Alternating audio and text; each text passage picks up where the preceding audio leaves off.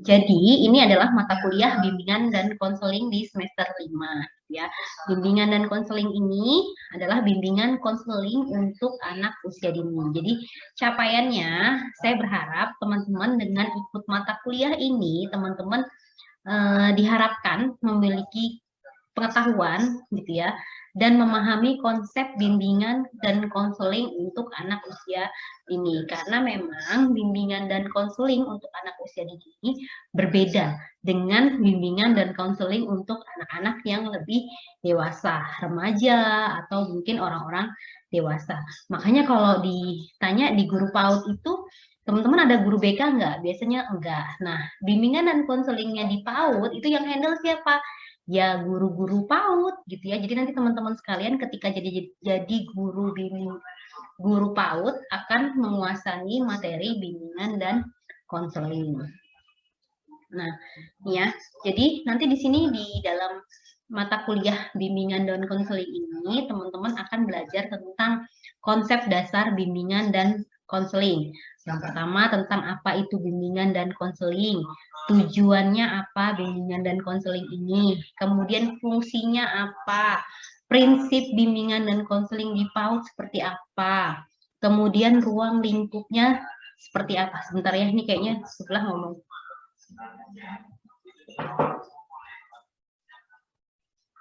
Kemudian pendekatan dalam bimbingan dan konseling anak usia dini.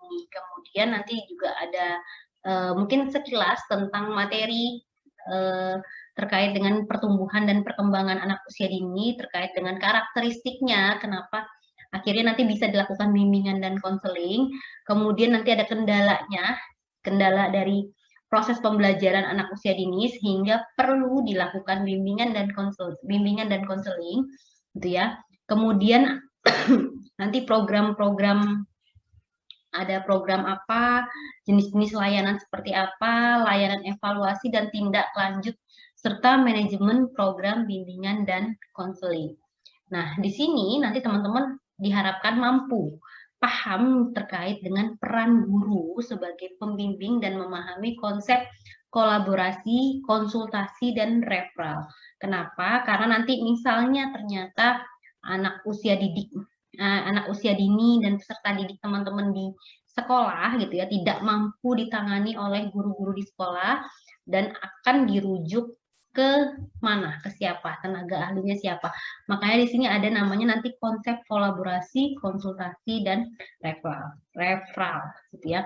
Nah, ini sekilas tentang mata kuliah bimbingan dan konseling. Nah, saya akan jelaskan terkait apa aja yang akan kita pelajari selama 1 semester ini, gitu ya, di setiap pertemuannya, gitu. Ini kita lihat gitu ya, ini perencanaan yang saya buat terkait perencanaan pembelajaran 1 semester kita. Nih, kita akan belajar tentang bimbingan dan konseling. Nah, di pertemuan pertama harusnya pertemuan kemarin gitu ya, saya jelasin tentang ini gitu ya. Nah, ini gitu ya, pertemuan 1 semester. Nah, di pertemuan kedua gitu ya, di hari ini kita akan belajar terkait dengan ini teori bimbingan dan konseling gitu ya. Apa itu bimbingan dan konseling, apa itu persamaannya, apa itu perbedaannya gitu ya. Kemudian fungsinya, kemudian asas-asas bimbingan dan konseling. Nah, ini di pertemuan kedua. Nah, kemudian di pertemuan selanjutnya, di pertemuan ketiga, di sini kita bahas tentang konsep dasar bimbingan dan konseling anak usia dini. Jadi kalau pertemuan sebelumnya kita akan belajar tentang bimbingan dan konseling secara umum gitu ya. Jadi teman-teman tahu dulu konsep dasarnya terkait dengan bimbingan dan konseling gitu ya. Baru kita belajar terkait dengan bimbingan dan konseling untuk anak usia dini gitu ya. Jadi nanti beda nggak? Ya, ada bedanya jelas gitu ya. Beda melakukan bimbingan dan konseling untuk dewasa, remaja gitu ya dengan bimbingan dan konseling untuk anak-anak gitu. Nah, di pertemuan ketiga ini kita akan belajar tentang bimbingan dan konseling untuk anak usia dini gitu.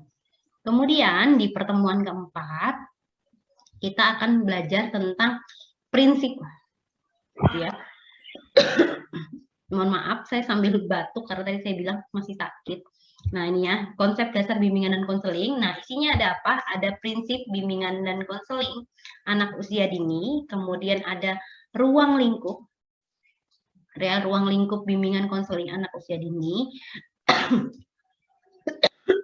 Kemudian ada pendekatan bimbingan konseling anak usia dini. Nanti isinya ada macam-macam nih ya di prinsip ini.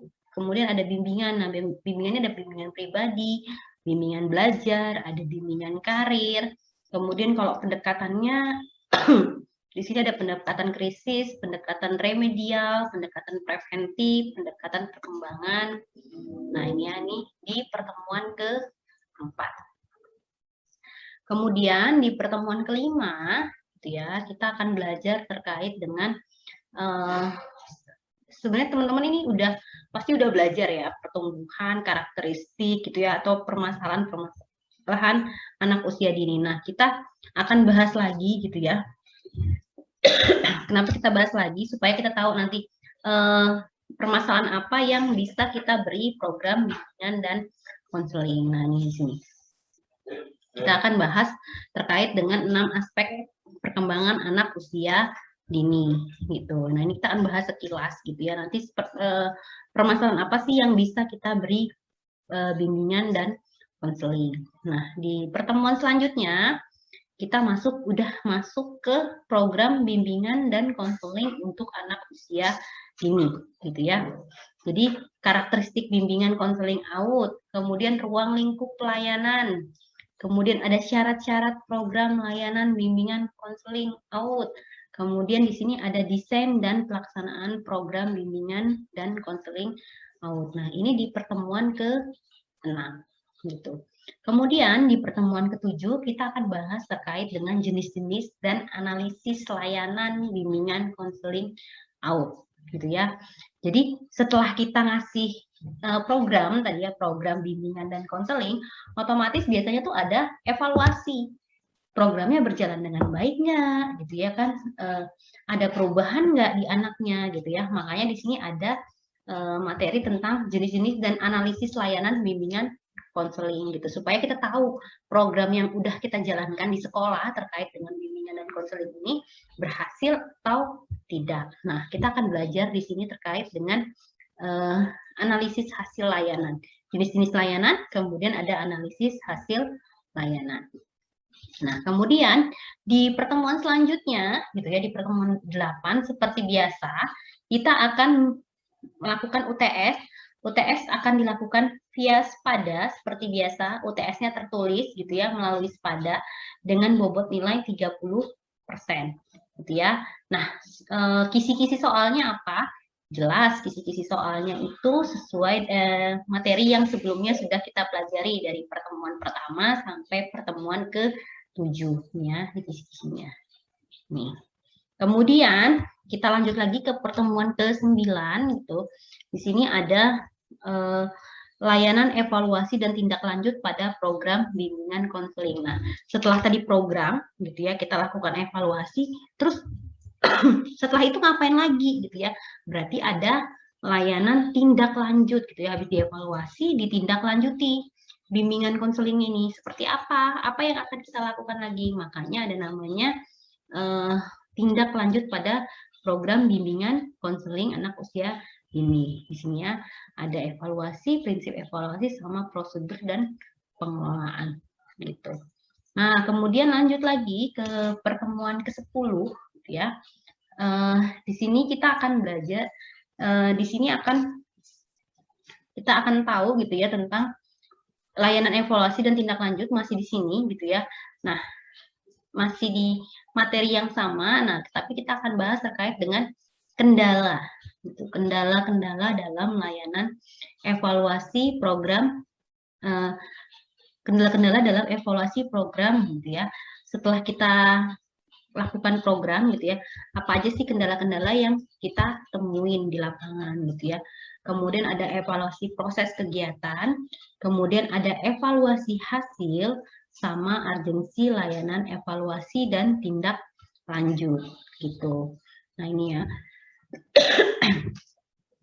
Ini jadi kita masuk di sini gitu. Jadi kendala, evaluasi hasil, terus urgensinya apa? Ini masih perlu dilanjutkan nggak? Gitu ya? Atau cukup sampai di sini stop gitu ya? Nah ini di sini kita akan belajar terkait dengan itulah tindak lanjut gitu ya setelah kita melakukan evaluasi. Nah ini, nah seperti biasa gitu ya.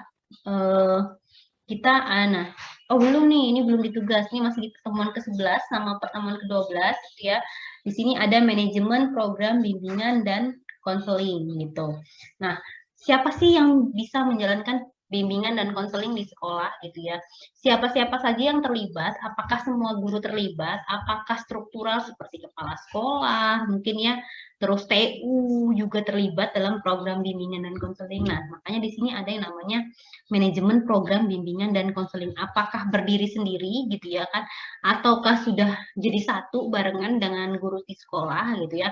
Nah, di sini kita akan bahas terkait dengan manajemennya. Manajemen program bimbingan dan konseling.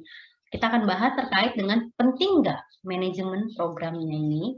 Kemudian siapa, jadi ya, aspek ketenagaan, siapa aja yang perlu terlibat dalam pelaksanaan bimbingan dan konseling, kemudian gimana sih menjalankannya, gitu ya. Makanya biasanya ada prosedurnya, gitu. Nah, kemudian di yang keempat ini ada kerjasama dengan orang tua. Apakah dalam program bimbingan dan konseling perlu kerjasama dengan orang tua atau dengan tenaga lain, tenaga ahli lain, misalnya seperti psikolog, terapis, gitu ya, atau mungkin biasanya siapa? Dokter spesialis anak gitu ya. Atau tadi tuh orang-orang yang terlibat seperti misalnya siapa saja yang bisa membantu mengatasi permasalahan di apa namanya, di yang ada pada anak usia dini tersebut. Nah, ini makanya ada di sini ada namanya kerjasama orang tua dan ahli lain. Nah, nanti kita akan belajar siapa saja yang perlu terlibat dalam ini tadi, apa namanya, manajemen program bimbingan dan konseling. Nah, ini kita belajar di pertemuan ke-11 dan ke-12. Oh, kemudian ada nih yang masih di manajemen, di sini ada aspek daya dukung lingkungan gitu ya. Apakah lingkungan tersebut bisa itu ikut mendukung siapa aja, misalnya kepala sekolah atau staf TU, staf kebersihan di sekolah gitu ya. Bagaimana lingkungan teman-teman, teman sebaya, wali kelas gitu ya ikut mendukung si program bimbingan dan konseling yang ada di sekolahan gitu ya. Nah, makanya di sini disebutnya manajemen program bimbingan dan konseling gitu. Kemudian di pertemuan ke-13 gitu ya, di sini kita akan bahas terkait dengan peran guru, gitu ya. Nanti peran teman-teman, gitu ya, sebagai pembimbing anak usia dini, gitu ya. Nah, ini apa sih perannya nanti kalau wali kelas tuh ngapain, gitu ya, dalam program bimbingan dan konseling. Nah, ini kita akan bahas terkait dengan peran gurunya sebagai pembimbing, pengarah, dan pendamping. Kemudian di sini membaca dan menggali potensi anak. Ya. Apa, Cit? Terus nih ya. Bentar ya. Nah, ini ya. Jadi sebagai peran gurunya gitu. Sebagai pembimbing, pengarah, dan pendamping. Kemudian membaca dan menggali potensi anak gitu ya. Saya yakin teman-teman di sini sudah familiar gitu ya, sudah sering disuruh observasi di sekolah gitu ya kan, otomatis udah mulai terbiasa baca atau menggali potensi anak gitu ya. Nanti bagaimana, ini salah satu program intervensi biasanya dalam bimbingan dan konseling gitu ya. Kemudian ada bagaimana caranya seorang guru untuk memaksimalkan potensi anak gitu ya. Nah, ini peran guru sebagai pembimbing anak usia dini. Nah, ini di pertemuan ke-13 gitu ya. Nah, kemudian di pertemuan ke-14 di sini kita akan belajar tadi tentang kolaborasi, konsultasi, dan referral dan bimbingan konseling gitu ya. Jadi kita akan bahas itu siapa aja yang bisa terlibat. Terus kalau kita tidak bisa menyelesaikan permasalahannya, kita akan beri rujukan kemana gitu ya kan.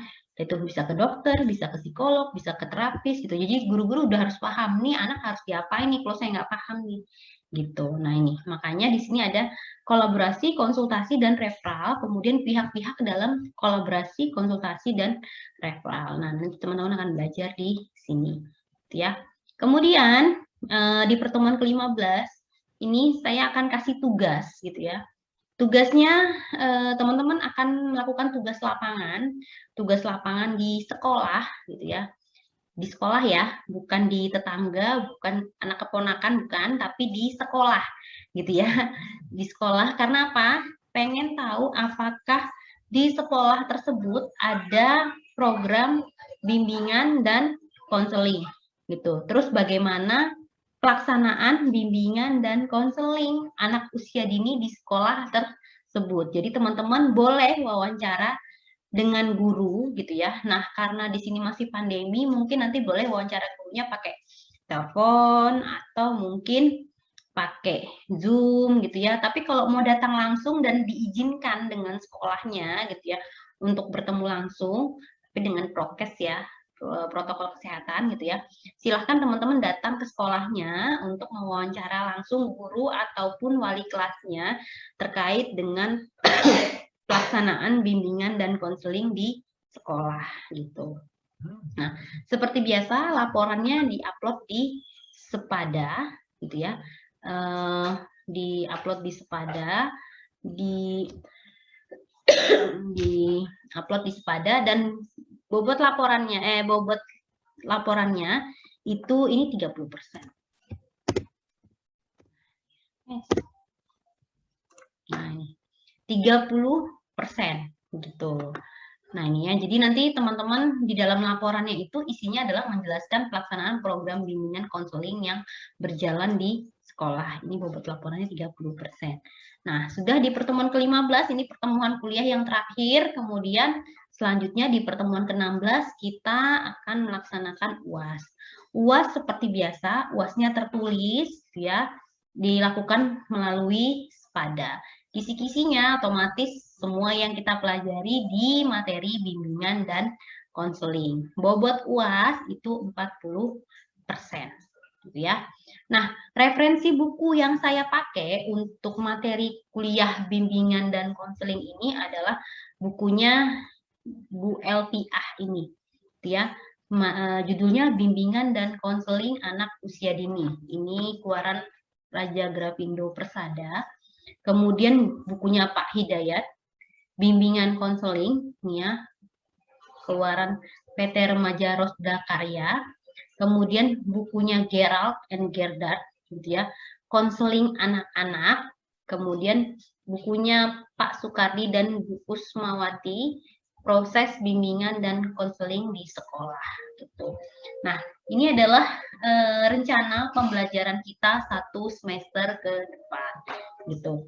Metode yang belajar yang kita gunakan, kita akan belajar seperti karena masih pandemi gitu ya, kita belum kuliah langsung secara tatap muka, walaupun mungkin sekolah-sekolah sudah bertemu, tapi untuk Widyagama sendiri di edaran itu belum ada perencanaan kuliah tatap muka. Jadi di edaran Widyagama itu masih tulisannya masih pertemuan secara online gitu ya, kuliah daring sampai waktu yang tidak ditentukan. Jadi kita belum ada rencana pertemuan tatap muka. Jadi mudah-mudahan sih kita doakan semoga nanti ada pertemuan tatap muka gitu ya.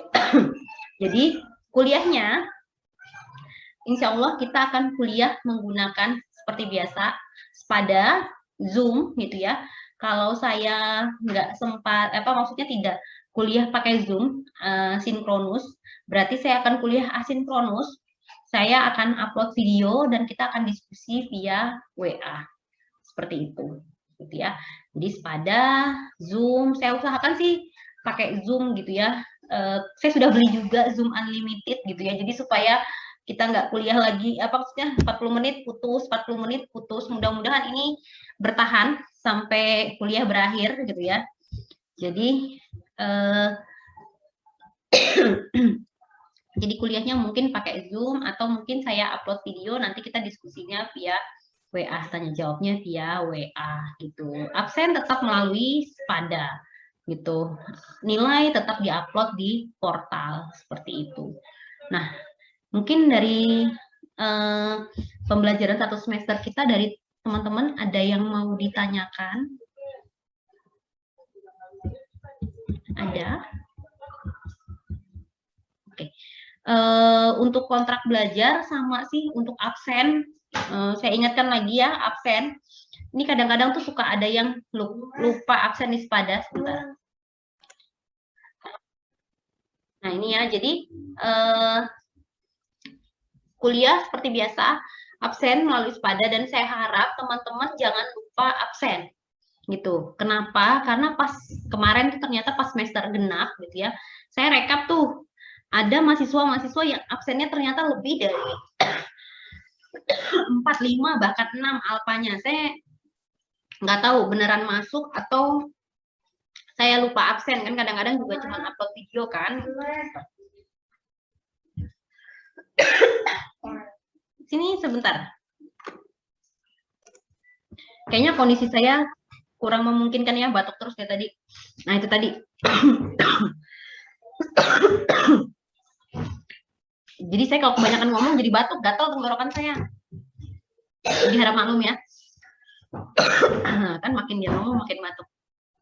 Jadi intinya absen tolong teman-teman perhatikan gitu ya, karena akhirnya saya sendiri tuh yang kerepotan ketika kok 5, gimana nih? Padahal kan harusnya kalau menurut aturan akademis itu tuh TWU gitu ya kan. Akhirnya saya kesulitan sendiri gitu.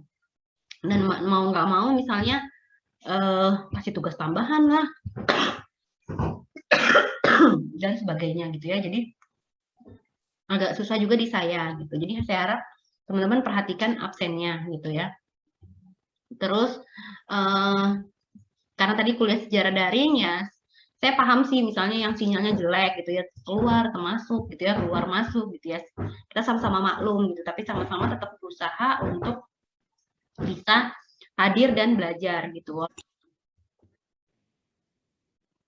Bismillahirrahmanirrahim. Assalamualaikum warahmatullahi wabarakatuh. Hari ini kita akan belajar tentang teori bimbingan dan konseling gitu ya.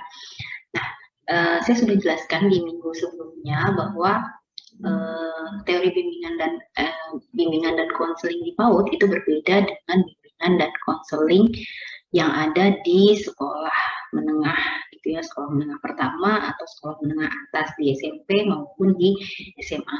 Nah, sebelum kita belajar tentang bimbingan konseling di PAUD, kita harus tahu dulu sebelumnya tentang apa sih bimbingan dan konseling itu. Nah, kita akan belajar hari ini tentang teorinya bimbingan dan konseling. Jadi, bimbingan itu apa sih? Mungkin teman-teman cukup familiar ya. Ini bukan kata yang jarang terdengar, tapi ini lumayan sering terdengar gitu ya. Bimbingan dan konseling, sangat familiar sekali gitu ya. Nah, bimbingan itu apa? Bimbingan di sini maksudnya adalah proses pemberian bantuan kepada individu dalam mencapai tingkat perkembangan diri secara optimum gitu ya. Jadi mungkin nanti kalau teman-teman familiar tuh bimbingan skripsi Bu, saya bimbingan KKN. Nah ya, jadi ngapain sih pembimbing? Berarti apa? Memberikan bantuan untuk si yang dibimbing ini mencapai tingkat perkembangan diri secara optimum gitu ya. Jadi hasil yang dicapai itu harapannya baik gitu dengan dilakukannya pembimbingan. Nah, ada dua hal yang difokuskan di sini, yaitu apa? Pemberian bantuan dan perkembangan yang optimum. Jadi, tugas si pembimbing ngapain? Ya, memberikan bantuan agar si yang dibimbing itu mengalami perkembangan. Gitu.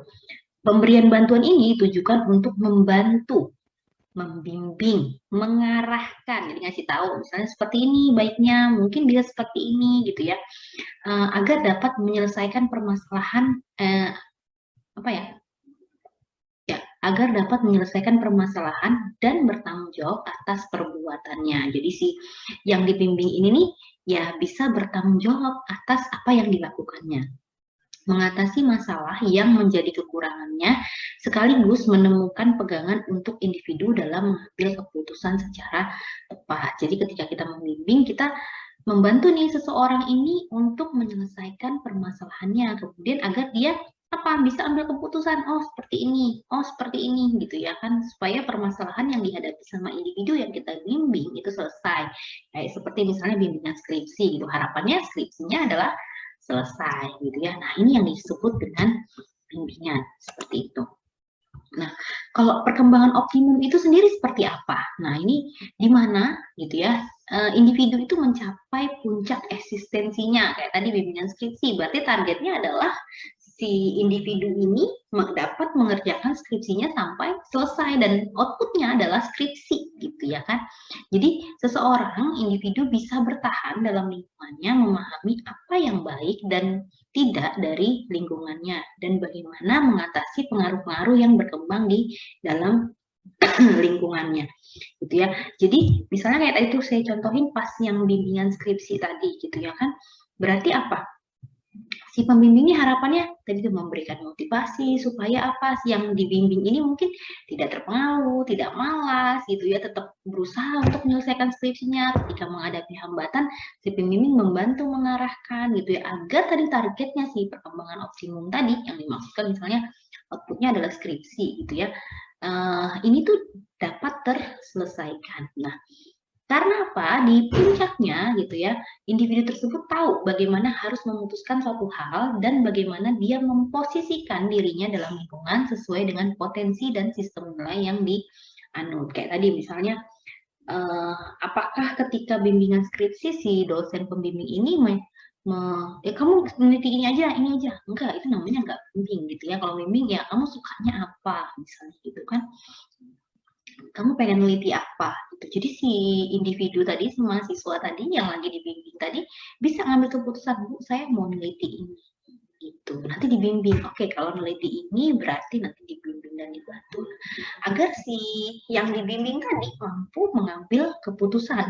Kemudian tahu bagaimana dia harus apa saja yang bisa dilakukan setelah si yang dibimbing tadi mengambil keputusan. Nah, ini yang dimaksud dengan si perkembangan optimum tadi gitu. Nah, kalau konseling sendiri itu apa sih gitu ya? Konseling sendiri itu adalah hubungan pribadi yang dilakukan secara tatap muka. Jadi kalau konsul, Bu, saya mau konsul gitu ya. Kan kalau yang skripsi biasanya ngomongnya itu gitu tuh, saya mau konsul, Bu, gitu ya. Nanti teman-teman akan merasakan di semester berikutnya mungkin bimbingan PLP atau mungkin yang udah jalan bimbingan akademik gitu ya kan, bimbingan minta dibimbing pengambilan SKS semester ini misalnya gitu ya. Nah ini berarti apa yang dilakukan gitu ya, hubungan pribadi yang dilakukan secara tatap muka gitu ya. Kalau sekarang mungkin bisa bimbingannya nggak langsung tatap muka, biasa via Zoom gitu, tatap muka juga, atau mungkin via WA gitu ya, bertanya bisa gitu ya. Jadi dilakukan dua orang, di mana konselor gitu ya memiliki kemampuan khusus gitu ya dimilikinya. Jadi nggak mungkin teman-teman bimbingan kayak misalnya bimbingannya ke saya, tapi saya nggak ngerti sama sekali apa yang teman-teman minta dibimbing gitu. Nah makanya di sini syaratnya adalah seorang, kalau konseling berarti namanya konselor ya. Nanti kalau si yang dibimbing biasanya namanya konseli gitu. Nah nggak mungkin si konselor ini nggak punya kemampuan untuk tadi melakukan konseling atau menguasai bidang yang diminta tadi itu diminta untuk dibimbing tadi itu ya, sehingga dalam proses konseling ini ada situasi belajar gitu, di mana yang dibimbing ini tadi belajar dari si konselor gitu ya. Jadi konseling ini dibantu untuk memahami diri sendiri, keadaannya sekarang, dan kemungkinan keadaannya masa depan yang dapat ia ciptakan dengan menggunakan potensi yang dimilikinya. Jadi kayak tadi misalnya teman-teman melakukan bimbingan akademik, Bu, saya semester ini ngambil mata kuliah apa aja, terus ngambil berapa SKS ya Bu, misalnya gitu ya. Berarti tugasnya apa? Tugasnya konselor ngapain? Sebagai si pembimbing tadi gitu ya. Membantu si konseli ini, membantu konseli ngapain gitu ya. Nah, membantu konseli Coba kamu biasanya kalau satu semester ngambil 20 SKS sanggup nggak gitu ya. Terus mata kuliah apa aja yang sanggup, yang sudah bisa diambil. Jadi dia pahami dirinya sendiri. Bu, saya nggak sanggup, Bu, soalnya saya misalnya sambil kerja gitu. Oke, kira-kira mata kuliah. Nah, ini kan ini si konselingnya lagi berusaha memahami dirinya sendiri melalui bantuan dari si konselor gitu ya. Jadi memahami diri sendiri keadaan dia saat itu gitu ya. Kemudian kedepannya kira-kira kamu bisa nggak menyelesaikan mata kuliah ini, misalnya kamu full ngambil 24 SKS gitu ya kan, sanggup nggak jadwal kuliahnya seperti ini, belum tugasnya, misalnya si konselor bilang seperti itu gitu. Atau konselor bilang sanggup lah, ini nggak terlalu berat mata kuliahnya gitu, misalnya prakteknya juga nggak banyak sekarang, lagian kuliahnya misalnya secara daring gitu ya kan, bisa sambil bekerja, kalian bisa sambil tidak kemana-mana, cukup buka handphone gitu ya, terus ngikutin kuliah. Nah ini kan bisa dibantu sama si konselor gitu ya. Jadi si konselor ini agar memahami dirinya sendiri, keadaannya sekarang dan kemungkinan keadaannya di masa depan gitu ya, yang dapat ia ciptakan dengan menggunakan potensi yang dimilikinya. Tadi itu, kamu bisa kok, orang tadi itu ada peluang-peluang apa ketika sambil kerja, nggak mesti kemana-mana, cukup buka handphone misalnya gitu kan. Jadi kamu bisa sambil baca materi, ngerjakan tugas pas di weekend misalnya gitu ya. Nah, agar apa? Agar yang tadi si perkembangan optimum tadi mungkin capaian di mata kuliah itu tercapai gitu. Nah, jadi konseling sendiri itu dapat belajar bagaimana memecahkan masalah-masalah dan menemukan kebutuhan-kebutuhan yang akan datang. Jadi konseling, oh gitu ya Bu ya. Berarti saya bisa sekiranya ngambil, baik Bu, saya ngambil 24 SKS misalnya.